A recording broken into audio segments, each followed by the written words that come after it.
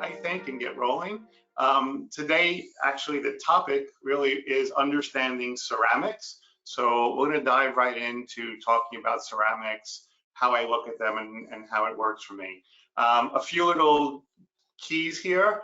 I'm actually leaving Thursday for the SCAD meeting. I hope some of you that are out there are joining us for that. That'll be in Chicago. I'm kind of excited about that. I've been working on the lecture with Dr. Miles Cohn. We've been kind of working all week trying to cram it together. I'm going to show you a part of one of the cases that we'll be showing there this week, although I won't show you every aspect of it because we're kind of still putting it all together, but I threw a few of the slides in just to kind of go through some of the layering and the concepts that we're doing. So when I talk about understanding ceramics, I don't want to say it's frustrating today, but I guess there are some components to it that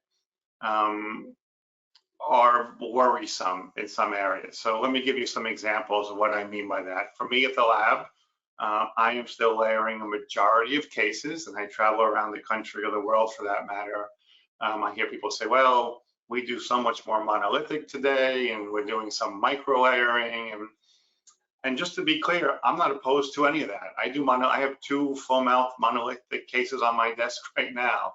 I also have another 20 cases that are fully layered cases, and a few other cases that are maybe veneer or micro layered with lingual zirconia or lingual lithium disilicate. So we're doing all of that. I think the challenge that I find is everybody seems to get so focused on this is the thing to do that I think we lose sight of some of the other important things that are happening in our profession, and that's still the aesthetics.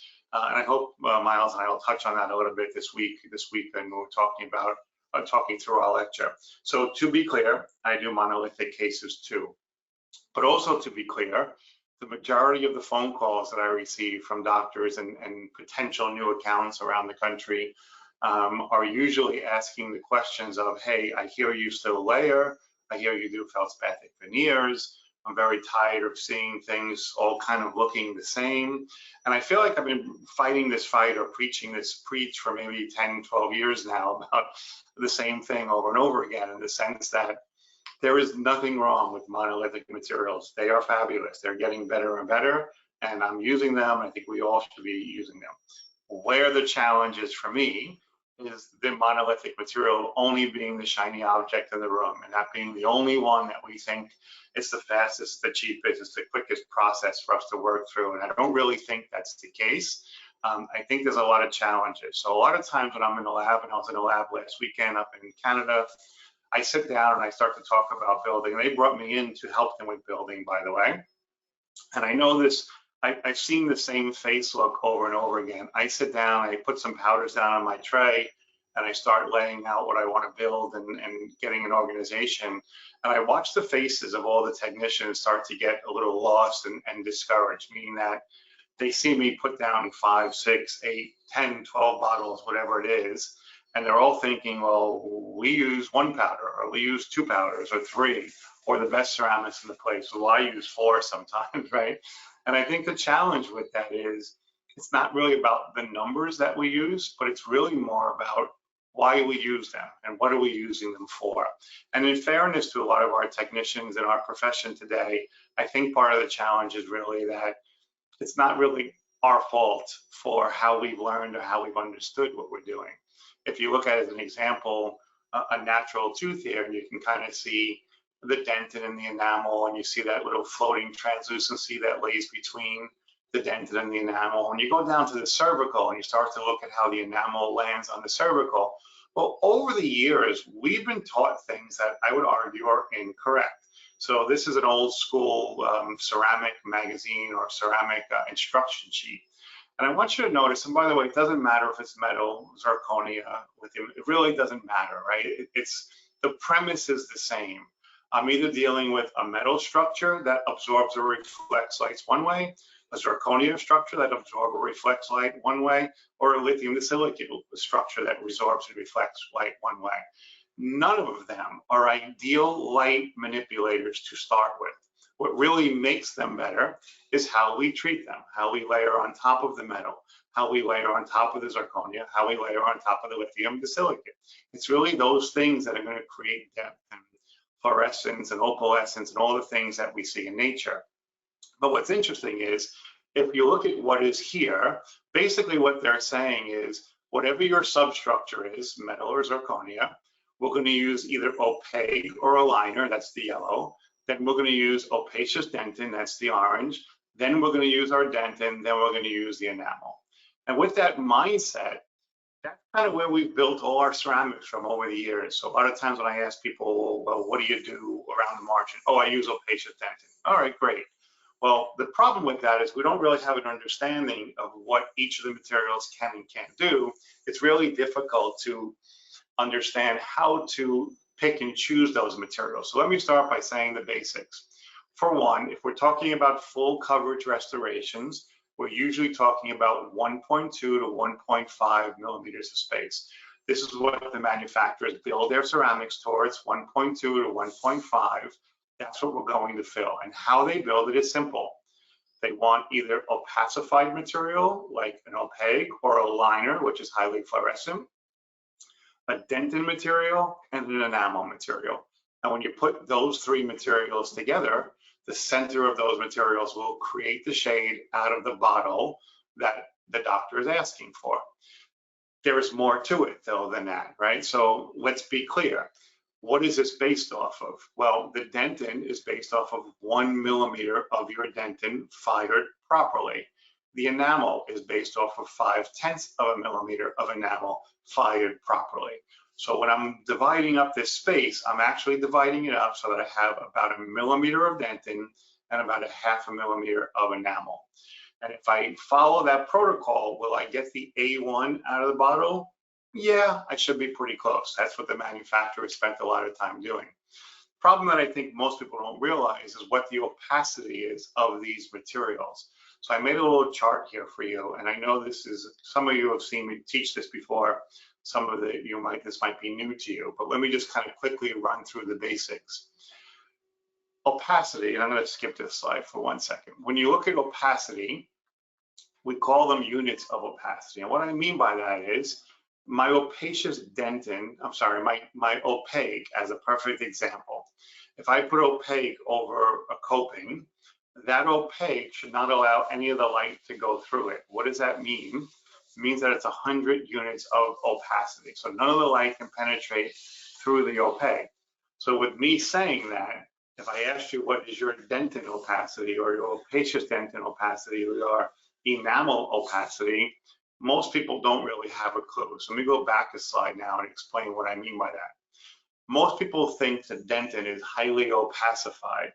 It's not. It's about 33 to 38% opacified. So what does that mean?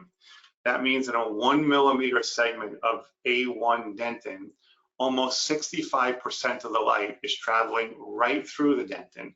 And that means it's kind of getting its absorption or reflection from what's ever behind that dentin or that material that's there.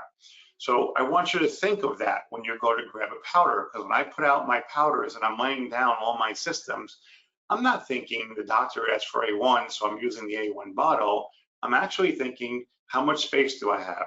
What opacity do I need here? What do I want the light to do? So each of these materials have a different ability for opacity or translucency. And a quick chart here shows you what I mean by that. Your opaque dentins are usually only about 45% opacified. Again, 55% of the light goes through them. Here's the caveat with the opaque dentin. That is based off it being 1 millimeter thick. If I make it 0.5 millimeter thick, it's no longer 45% opacified. It might only be 20% opacified.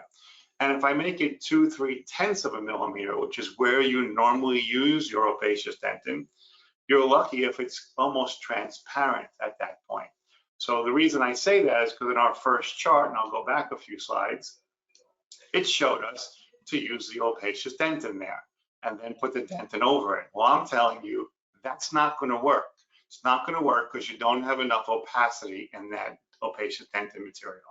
And then if I put dentin on it and then my enamel on it, in the end, I'm really going to have more of a translucent window at the cervical area of that substructure, which is why we usually paint stains on the bottom of the crowns at the end. By the way, your mamelon materials and your modifier materials tend to be the highest opacified besides for opaque in your kit, and those are usually 60 to 80% opacified. Also, most of them have some sort of fluorescence in them, and that fluorescence actually manipulates the light a little bit more. So let's kind of run through this. You see the opaque material blocks out all the light. You see my dentin. If you look at it under the white, black, and blue backgrounds, it allows those colors to come through. And my opacious dentin, which is only at 0.2 of a millimeter here, is actually more transparent than my dentin. So a lot of times it's not doing what you want. Now I can manipulate that. I could put stains into my opacious dentin. I can increase the chroma in my opacious dentin. I could add fluorescence into my opacious dentin materials, and whichever one I do, I have the ability to manipulate what the light does. But I can't do that out of the bottle because that's not how the material is designed. And I think we're a little bit have a misnomer of how that material works for us. So again, when we look at our restorations, 1.2 to 1.5 is the standard. You can see in most restorations, you have that amount of space. This is a case I did a long time ago when a doctor was cutting off the old crowns. You know, the first thing we said, well, oh, these crowns are kind of ugly, so we're gonna have to change them. And then when we go back and look at the space, you realize, you know what, the space wasn't the problem. It was how it was handled was the problem. It looks like maybe one dentin was used, or maybe 5 powders were used, I don't know, or maybe after it shrank and they ground half of them off, that's what you're left with. So how that space was filled was really the issue, not the material of choice that they used. So I can go back and redo these with PFM, which I did, and you'll notice that they look much better. There's much more depth to them. There's much more translucencies and effects. And really that was all about managing the optics of the material and understanding how to use the dentin, the opacious dentin, or maybe a mamelon material or an opacious material to fill that space to make it work for me. And that's really always the goal when I'm working through these challenges. So let's look at the ceramics. For one, I think most of you know that I work with something called a canvas concept, and I kind of teach this almost every course I do. The canvas concept is simple. Basically want to create more chroma on the cervical, more value in the middle third. I said chroma, my New York accent coming out there. The chroma in the cervical, the value in that middle third, and this incisal edge is really more about the translucencies or the age or the effect that we're looking for in that particular restoration or for that particular patient. And I built this system, I think I've explained this a million times, I feel like, basically looking at nature, right? So I'm looking at the chroma saturation in a natural tooth. I'm looking at where the brightest part of the tooth is, which is usually in the middle third of the tooth. And then I'm looking at the incisal edge, which is really different from patient to patient and age to age. So I like to say it's an age-related effect. A younger tooth as compared to an older tooth, you're going to see a much different incisal edge, and we're going to have to think differently as we're building that incisal edge. And no matter what I'm doing when I'm working with my dentins or with my enamels, I'm keeping that concept of chroma value and translucency in my head. I want whatever material I'm going to use to either give me the opacity I need to raise value or increase chroma, or create enough light penetration to get the translucency I need in the areas that I need that in. So my buildup is very much the same over and over again. No matter what the shades are, the concept doesn't change. When I'm building around the cervical, I'm using powders that are higher in chroma, usually have a little bit more opacity to them. When I'm building in the middle third, I'm trying to get the most reflectance of the light, meaning I want powders that are more opacified and usually brighter. So they're reflecting more of the light from the surface rather than allowing the light to go through. Now, when I build the incisal edge, this to me is usually a combination. Sometimes I want more translucency, sometimes I want a little bit of opacity, and sometimes I want both. It really depends on the effect that I'm looking for with that particular restoration. I can change this process by one, creating my mamelon sometimes just with my dentin materials and then surrounding it with translucency. And that's kind of a simple way to do that process.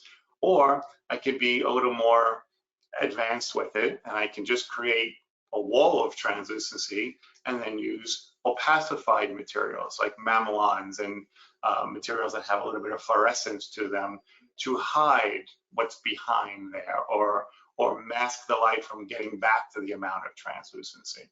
Once I've created that canvas, I'm usually going to follow the same process. Whatever I'm putting on the cervical is going to be a higher chroma material, but maybe more translucent at this point. Whatever I'm going to put in the middle third is going to be a brighter or more reflective material, but also more translucency. And then I might even use some of those materials to accent or highlight my mamelon materials, just to really create more depth as I go through the process.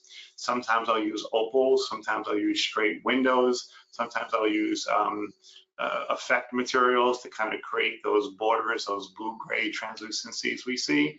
And then I'll usually cover everything with enamels. Sometimes it's 2, 3, 4 different enamel type materials. But in the end, I'm trying to create the same thing. I'm trying to create the chroma, the value, and the transitional material, and then filter that out with my enamel materials. So you get an effect that looks something like this, where I have warmth in the cervical, brightness in the middle third, and you can see the effects of the incisal edge materials or the transitional translucencies towards that incisal edge. And I kind of do that all the same, almost all the time. The only thing that really changes is sometimes when I'm looking for more density in the restoration or more translucency in the restoration. So here's a perfect example of an older looking denser tooth to the left of your screen and a younger looking, more translucent tooth to the right of your screen. The buildups are very similar. There's really not a lot of difference in that buildup. What is different is how I'm treating the internal aspect of the one on the left of your screen as compared to the one on the right of your screen. See, on this one, I'm using more opacified materials inside to kind of create that denser, chalky or rougher look to it, and then more translucencies on the outside. On the more translucent one, I'm using normal materials like dentins, sometimes higher in chroma or higher in value, and then filtering them more with more enamel materials. So in the end, the buildup is the same, chroma, value, and age. It's just a matter of how I'm manipulating the light to give me the reflective index that I'm really looking for. And this is really important from patient to patient, right?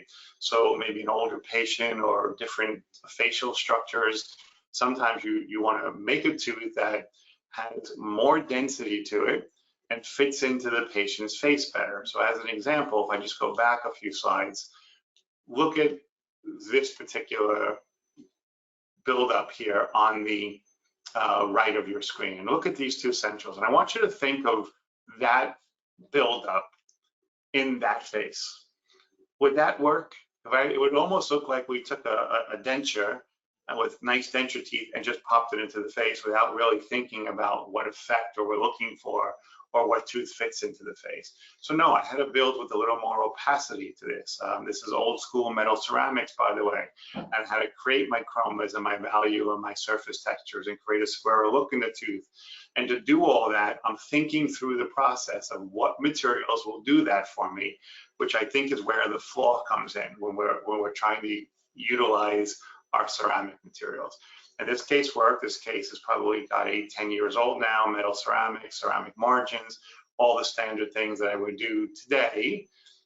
Only difference is I might be using zirconia instead of metal on some of these. And by the way, I still like metal on some of these cases. It really depends on the case.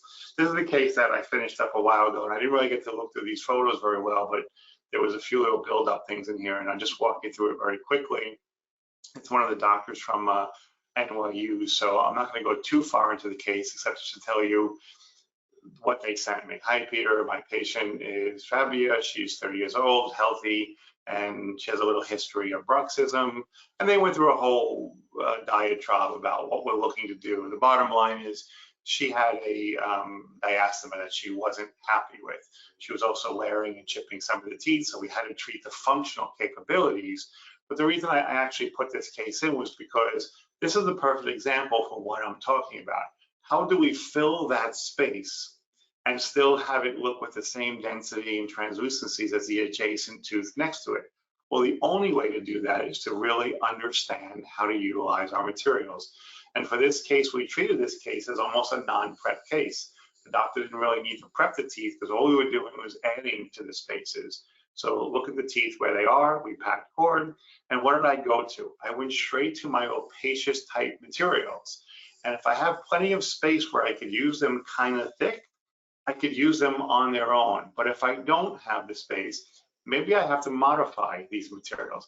Maybe I have to add in a little bit more opacity, or maybe I use a mamelon material mixed in with a dentin material, or add a little more fluorescence into my opacious dentin material. Or if you're working in a newer kit, like the Lumex kit as an example, use a fluorescent dentin that has a little more fluorescence to it.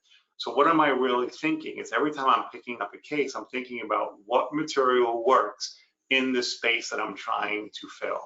And in the end, once I have that space filled, then I can use my transition dentins, my translucent materials, my mamelons, all the things I would normally do to have these very thin window veneers. And then we'll take those window veneers, and I'm sorry, these are not my photography here at the end. We'll try those on the mouth. These were all additive, by the way, so no prepping was done on this particular case. And then those are being placed in the mouth. Again, not my photography here at the end, but I think you get the idea that we can make those blend and harmonize without really, as long as we really understand the opacity and the fluorescence of the materials that we're using. So let me give you a little way to do that. And this is a way I've kind of done it over the years. One, I'm going to take two restorations, and I'm going to kind of walk through this quickly because I think you're already going to get the gist of where I'm going. I have two Zirconia copings here. And I'm going to pretend that the doctor asked me to make an A1 restoration. So, okay, no problem. Let's take our two restorations. And you can see here that I have a good amount of space. I have everything that I'm supposed to have, 1.2 to 1.5, and I'm going to extend the tip of my copings and all the important things that I would normally do. And for that A1, I'm going to actually jump right away. I'm only going to build one of them this way, by the way. So this is the number 8. Oh, it's a 9 if I turn it around, right? So I'm only going to build one of them. I'm going to kind of leave this one alone the whole time. So watch. Remember, the doctor asked me to make an A1 restoration.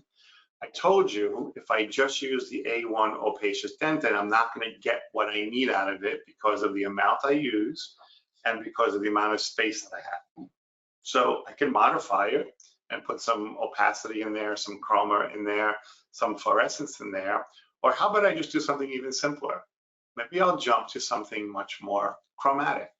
So I put opacious dentin just because I feel like everybody knows that as a standard learning process. For me, I use VM9 for most everything, or VM13, and in the VM series, that's effect chromas or chroma plus.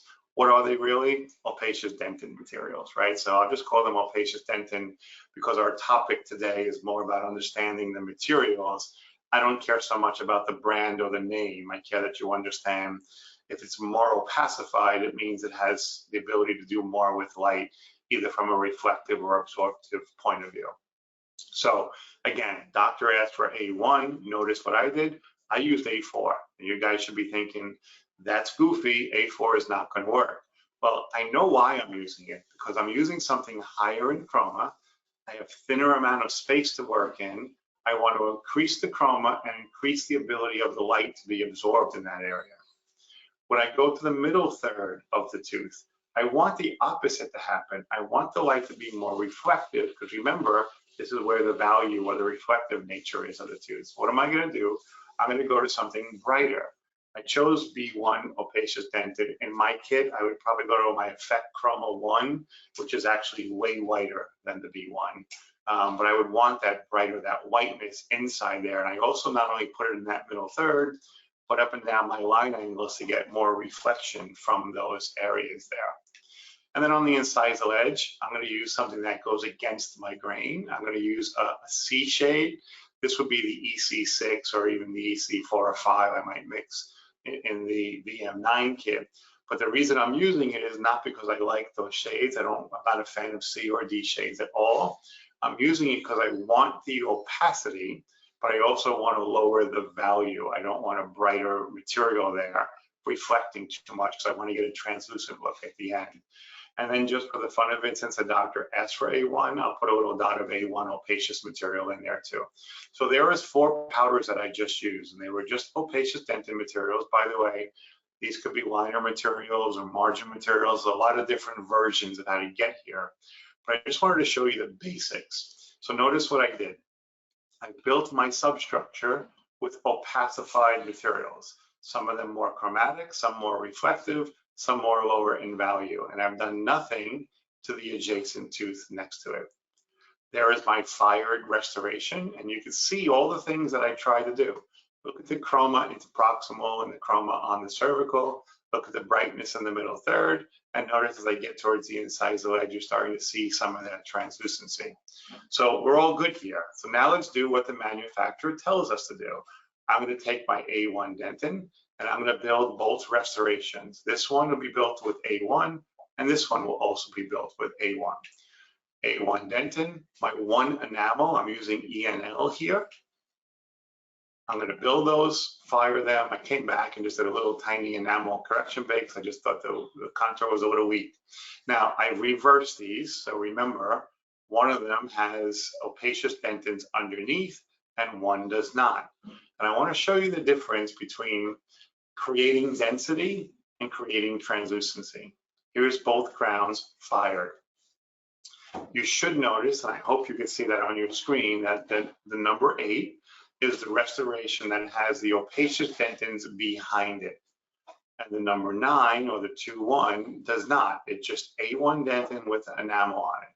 Now, what's interesting is when I show these 2 restorations, I know some of you look at the number 9 or the 2-1 and say, I kind of like that one better. It looks more translucent. You might be right, but that really depends on the scenario of what I'm trying to create. Because remember, the doctor asked for an A1. And if I show you those same 2 crowns with shade tabs under them, and by the way, this is an A2 shade tab, look at the difference in the value of the A1 restoration. Why is the value so low? Because I used my dentin and my enamel just as I was supposed to, but I didn't manipulate any of the light from getting to the core of the coping. And by doing that, I've lost the density or the depth of light reflection inside. Whereas the other restoration, the number 8 or the 1-1, you'll notice, look at it next to the A2 shade guide. It's brighter, it's got a nice value to it, and it's got a nice density to it. And I can tell you that this is the difference between dentistry in your hand and dentistry in the mouth. What looks good in your hand doesn't always look very good in the mouth, and sometimes vice versa. So you really need to be able to create that density. Okay, this is a case that I'm actually going to be showing in Chicago this week, so I'm not going to go through the whole case. I just wanted to give you a few of the basics and kind of use this to tie in the build up here. So obviously all the shades are taking in the normal process, and I'm using zirconia on this case, but zirconia by itself doesn't have any fluorescence to it. So I'm going to start looking into my fluorescent materials. Rather than opacious dentins in this case, I'm going to go right to my fluorescent materials. And the fluorescent materials I used in this particular case are my liner materials. And I know most of you use liners as a wash, just a thin coat over your zirconia. And I would tell you that's kind of just a big waste of time for me. For me, what I want to do is use those liners or margins sometimes to really create depth and do all the things that I just did with the opacious dentins. Chroma by the cervical, value and brightness in that middle third, and then start fading off into translucency towards my incisal edge of the material. So here's what I did. I cut back my zirconia copings, and I actually used my liner material to do a ceramic margin. And why I was doing that, I took another liner material, a brighter one, in this case EL1, and I added that to the middle third and up and down the line angles. And I did that on the same across the 6 restorations. So the point of it was, not only did I get a ceramic margin that I can get a better light transmission from, I also increased the chroma in the margin and then raised the value in the middle third. And this is my wash bake as compared to what I think people do in their wash bakes, which I think are kind of goofy sometimes. We're wasting time doing a process that's not helping us get better results. And when I fire this, you're gonna look at what's underneath there now. Now this is my substructure, and look at how highly intense the fluorescence is in these areas. So I'm really increasing that right from the beginning, right from my wash bake or my liner or margin bake. And I keep saying liner or margin for a reason. Both liner and margin materials are highly fluorescent materials. Personally, I like the margin materials better sometimes because they're a little chunkier, but there's no problem doing exactly what I just did with liners, and that's what I used on this case was my liner materials from the VM9 kit. Okay, now that I did that, now when I start to lay out my powders, I hope you start looking at what you see here a little bit differently. And what I mean by that is now you're not looking at 20 different bottles, you're looking at different opacities. My dentins that have one opacity, my transition dentins that have another opacity, and then my enamels that have another translucency or opacity. See, don't think of these as just A1 or 1M1. Think of them as the opacity that I'm trying to set on the restoration that I'm doing. And now I'll start my buildup exactly like I did before. Chroma in the cervical third, value in the middle third, right? Just like I did before. Start to create my framework or my canvas to get that happening and finalize the shape of that tooth.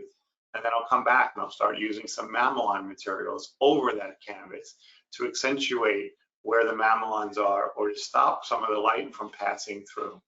And I always kind of show it from this angle where I'm getting more of a light transmission into these restorations. I'll cover those with my enamel, I'll fire, check my shape and contour, and then come back and start cleaning them up. Usually when I'm working on my surface typography, I don't always put the gold dust on, but for this case, we were documenting everything for the SCAD meeting, so I went the extra level and did a little extra work on it. But you can see the restorations, you can see all the things we talked about, the chroma, the value, the translucencies. You can see how the surface typography adds into that. And then we'll finalize those restorations for our patient. Also, if I shoot the same restorations under my fluorescent lighting, you should notice that I have the heavier fluorescence, just like in nature, around that cervical third, and then it fades away as it starts to get towards the incisal edge. Why? Because that's where the translucency is, and I don't want the fluorescence there unless it's just a mamelon material that's giving me a little reflectance there. So finalize this case. I won't give you all the finals for now, but we'll be showing this at the SCAD meeting. Hopefully some of you will be there. And I'll finish up with this case, because I think this case kind of ties it all together. This is Jessica. Jessica was actually in a surfing accident, and I kind of met Jessica after her accident. So she's already had some bone grafting, some implants placed, and she was very particular about what her teeth used to look like, and how she wanted them to have that natural kind of fun look that she always felt that fit her personality. If you meet her, she's got an energetic personality, and she doesn't want perfection. She wants her teeth to fit into her face. So we provisionalized Jessica, and I'm going to kind of walk you through just the basics of what we did here. Basically, she stopped in my lab. She was actually from California, but she flew in, and she was kind of in the process of moving to the East Coast, so I got to meet her and take some shades that I normally would go through. And when I designed for Zirconia, I designed it in the sense of giving myself as much room as possible. I know for years I've taught, and many people are teaching how we're using the Zirconia to bulk out the areas and kind of create more shape and form out of the Zirconia. I've kind of gotten away from that a little bit over the last few years. And the reason I have is because I'm going to use this surface to give me as much space as I can. And the reason I want to do that is because I want to use this space to put my fluorescent type materials here that are going to help me to absorb and reflect light. So this is kind of a great example here on the lateral. This is also an implant, I think, one of these, but the point of it is I want to be able to push that tissue out and create the chroma and aesthetic look that I want there with my ceramic materials, not necessarily with just my zirconia material. So to do that, I'm going to go back and do exactly what I did before. I cut back my margins, and I'm going to start laying some fluorescent material there and start building up to that middle third, just like I did with the case before. So I'm creating chroma in the cervical, value in the middle third, and then up and down those line angles. And then once I've done that, my dentin layering becomes much simpler for me. I'm going to pick usually 2 or 3 dentins. So again, one much more chromatic in the cervical third, one with more value, and then one with a little bit lower value or more translucency as I get towards that incisal edge position. Again, from there, I could fire that just to show you if I really wanted to, but I think you already get the concept. Then I'll finish off my canvas, my mamelon materials, and my enamels, just like I normally would.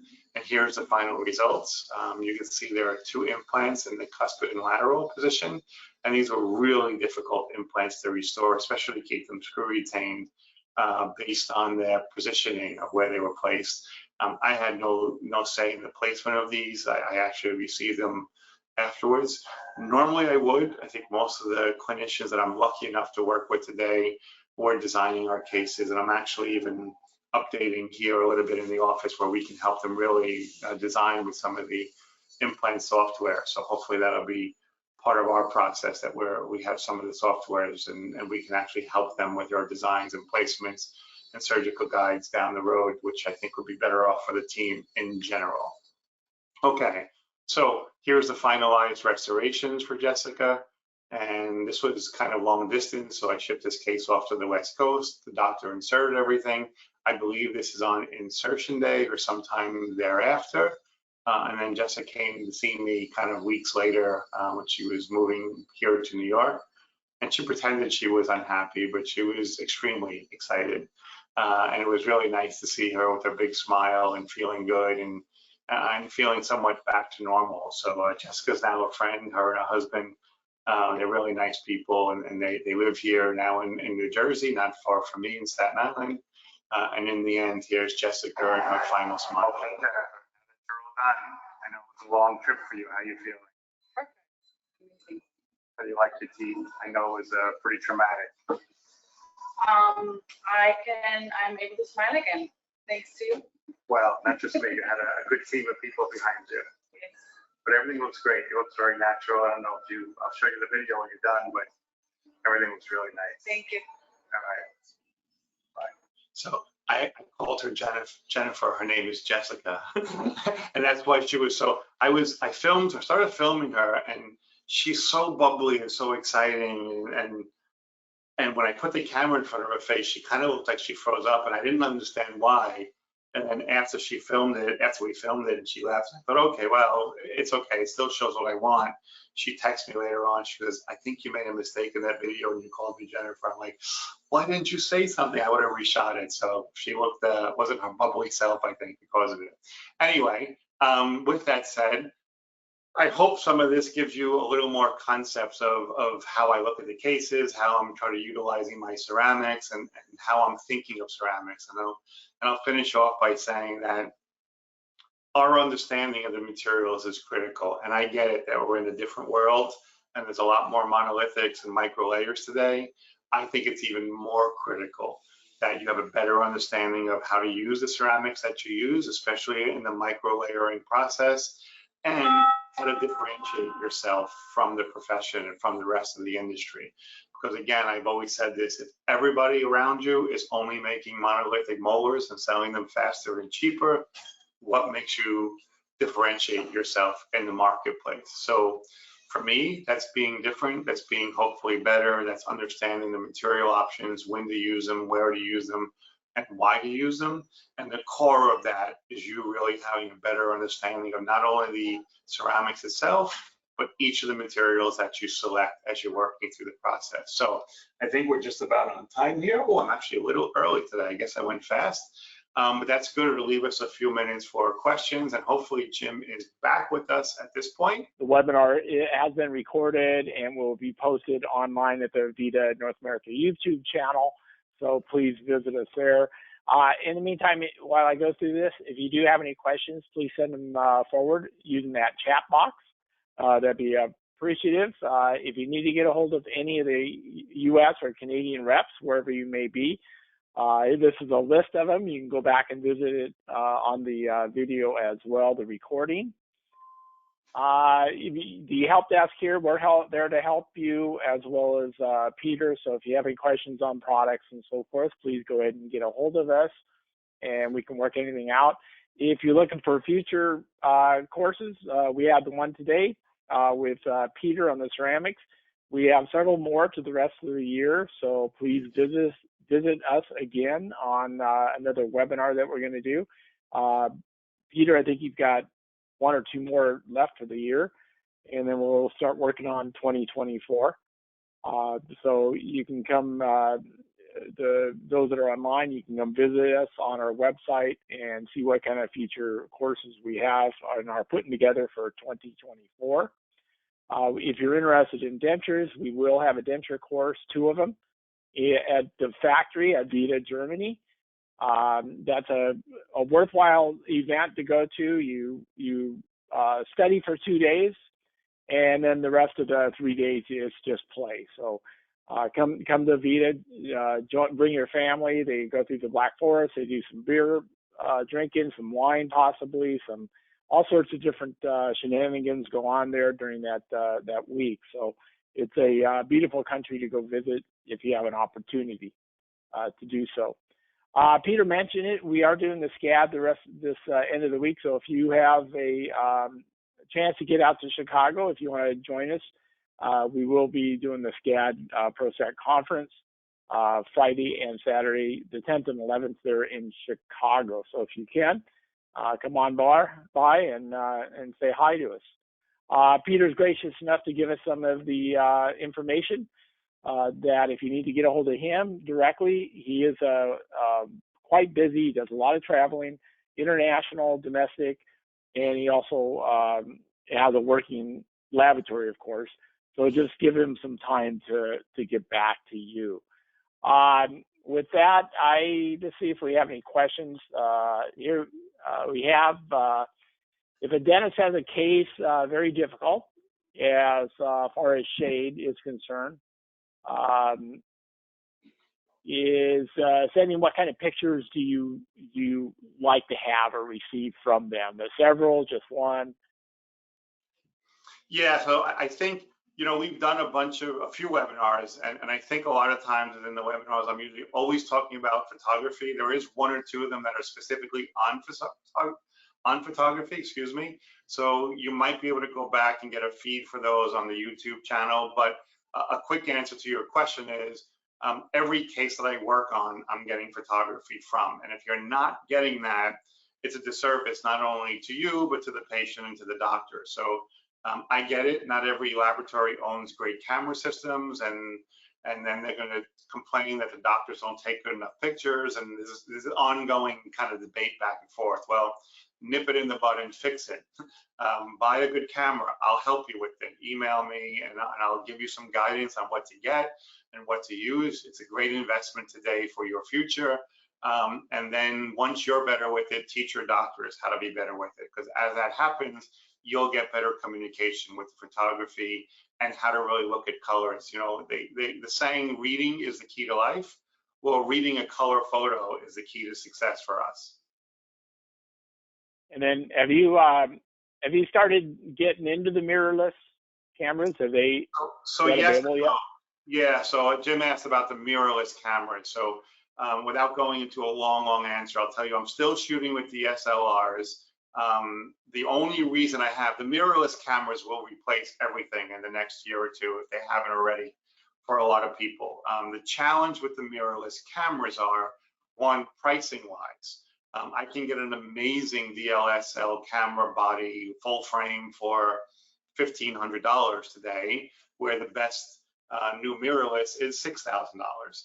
The other problems are the lenses. Some of the lenses aren't really built in the mirrorless cameras yet to be adequate for dental, meaning that they're made for 28 to 35, where we shoot a lot of 100s and macro kind of photography. And then lastly, the lighting. I have a few friends that are working on this actually, and I promise you in the next year or 2, probably every one of my photos will be done mirrorless. But at this moment, I'm kind of encouraging people to stay in the DSLR only because, especially if you're new into the camera system, you can make a $2,000 investment and be set for life. Whereas if you go into the mirrorless, you're going to spend $10,000 and the technology is going to keep changing rapidly and faster. So I think we're fine with DLSR for a while, but I will be shooting with mirrorless probably from next year on. All right. Another question is, as far as handling porcelain, in general, they're right, there's specific porcelain like Lumex and VM9 and so forth. But I think this question is more in general. How do you handle it? Do you condense your modern porcelains, tap it? What's your process there? The person that asked that question is over 50, I'm betting. And if you're not, I hope I'm not insulting you. But the condensing concept goes back to Mr. Yamamoto, right, for years ago. And I don't condense anymore. And by the way, I spent 2 weeks in Japan with Mr. Yamamoto, learning from him how to do that. I don't really condense anymore. And the reason I don't is really because I'm a very wet builder, by the way. So my ceramic is built extremely wet.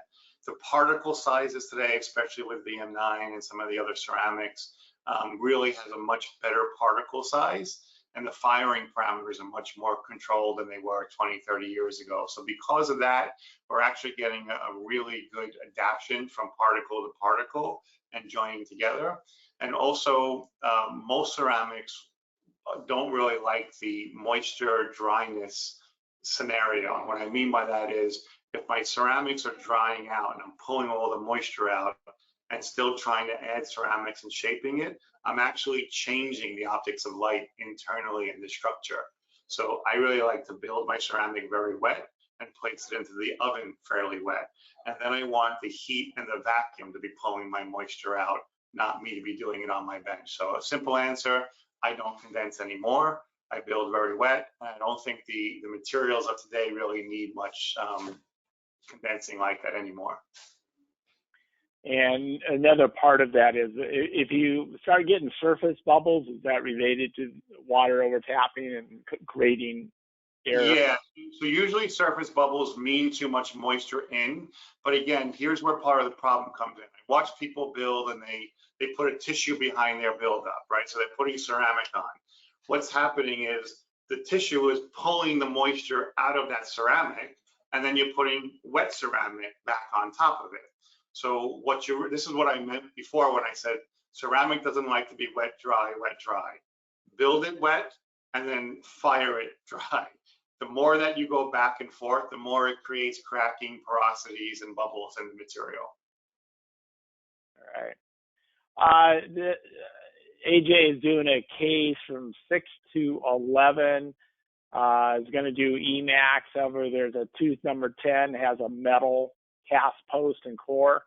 Is there any recommendation to mask the metal to make it a full Emax case? Yeah, so I think AJ is not going to like my answer. So first off, lithium disilicate is the term that we want to use for that material. It's a lithium silicate or disilicate, not a company brand. Two, depending on the ingot selection that you choose, it's going to be very difficult for you to mask that. What would the proper way to be for that to be done? The proper way is a doctor should be masking that post intraorally. And they could do that with some of the speed cements or some other cements where they can actually roughen the metal surface of the post, basically put cement over it and cure that cement on. So before they ever take the impression, they can actually colorize that post to give you a similar coloration to the adjacent teeth. That's the way I would suggest it to be done. Any other way means you're kind of working twice as hard to get different results. What do I mean by that? You're going to press lithium disilicate cores on 6 teeth. One of them has a black post inside of it. You need to change that ingot to something much more opacified to be able to mask that post. So maybe I'm using an MO ingot if I'm using that particular brand. And the MO ingot might only be used on that one tooth, and then I'm using an LT or an MT on the rest of them, and then I'm layering over them all to make them the same. If you're planning on treating it as a monolithic case, then the only way to get them all the same look is to mask the post first. All right. Well, Peter, thanks again for covering me early on, and I appreciate you coming on and spending time with us, and obviously with communicating all of your great wisdom to the customer base and everybody else who's attending. So thank you very much for your help and support on this. Any last words before we call it a day? No, thank you. I'm looking forward to see you in Chicago. I assume you'll be there. I'm looking forward. I will be there. To the Chicago meeting. I've been working hard on the lecture. I have 3 or 4 new cases that I'm showing, and still trying to get them all together and get them ready for Saturday morning. But I hope to see you and everybody else in Chicago. I'm looking forward to a great event, and actually being in Chicago when it's not 10 below zero, which is kind of nice. Yeah, that will be nice. For a change. Well, thank you very much again. Thank you everyone for joining us today in today's VITA Academy webinar. Hope to see you again on another webinar or any other VITA Academy workshop or program educational in the future. So everybody have a great day wherever you may be. And this will conclude today's webinar. Thanks, everyone.